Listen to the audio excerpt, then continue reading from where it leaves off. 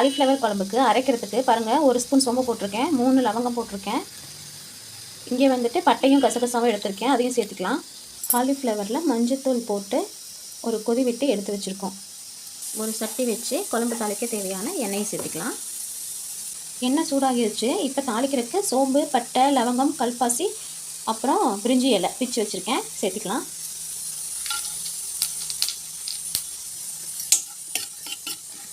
இப்போ சுடுதண்ணியில் கொதி விட்டு எடுத்து வச்ச காலிஃப்ளவர் பாருங்கள், தண்ணியிலேருந்து ட்ரை பண்ணி எடுத்து வச்சுருக்கேன், அதையும் சேர்த்துக்கலாம்.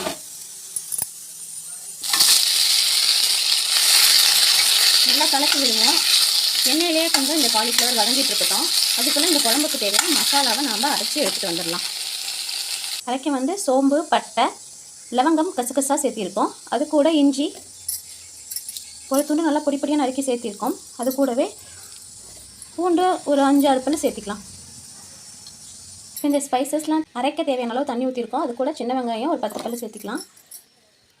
இப்போ இதை அரைச்சி எடுத்துகிட்டு வந்துடலாம். பாருங்கள், அரைச்சி எடுத்துகிட்டு வந்த விழுதை காலிஃப்ளவரை சேர்த்திக்கலாம்.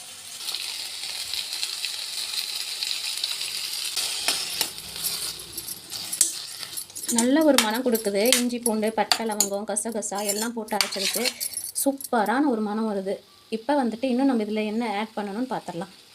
இதை சிம்மில் வச்சுருவோம். இதை சிம்மில் வச்சு வதக்கும் போது அந்த ஃப்ளேவர்லாம் காலிஃப்ளவரில் இறங்கி ருசியாக இருக்கும். அதுக்காக தான். இப்போது மல்லித்தூள் 1 ஸ்பூன் சேர்த்துக்கலாம். மிளகாய்த்தூள் 1 ஸ்பூன் சேர்த்துக்கலாம். இப்போது குருமாவுக்கு தேவையான தேங்காயும் தக்காளியும் சேர்த்திருக்கோம். இதை அரைச்சி எடுத்துகிட்டு வந்துடலாம். மல்லித்தூள், மிளகாய்த்தூள் போட்டு ஒரு பரட்டி விட்டுட்டோம். இப்போ வந்துட்டு அரைச்ச விழுது இதில் சேர்த்துக்கலாம். அரைச்சி எடுத்துகிட்டு வந்தாச்சு. இந்த விழுது இப்போ இதில் சேர்த்துக்கலாம். இப்போது இதை நல்லா கிளறி விட்டுருவோம். கிளறி விட்டுட்டு இந்த குருமாவுக்கு தேவையான தண்ணி நாம் சேர்த்துக்கலாம்.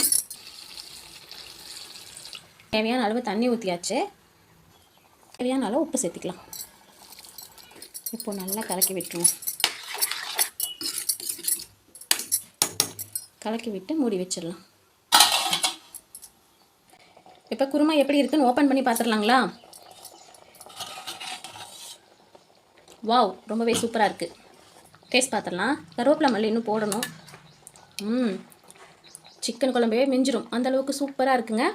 இப்போ கருவேப்பிலை மல்லி போட்டு ஃபினிஷ் பண்ணிடலாம். என்ற மகன் மல்லித்தலை வாங்க மறந்துட்டான். ஸோ கருவேப்பிலை இருக்குது, கருவேப்பிலை போட்டு ஃபினிஷ் பண்ணிடலாம். நீங்களும் இதே மாதிரி உங்கள் வீட்டில் காலிஃப்ளவர் குழம்பு செஞ்சு பாருங்கள். காலிஃப்ளவர் குழம்பு, காலிஃப்ளவர் குருமா எப்படி வேணாலும் சொல்லலாம். காலிஃப்ளவர் ரொம்பவே சூப்பராக வெந்திருக்கு பாருங்கள்.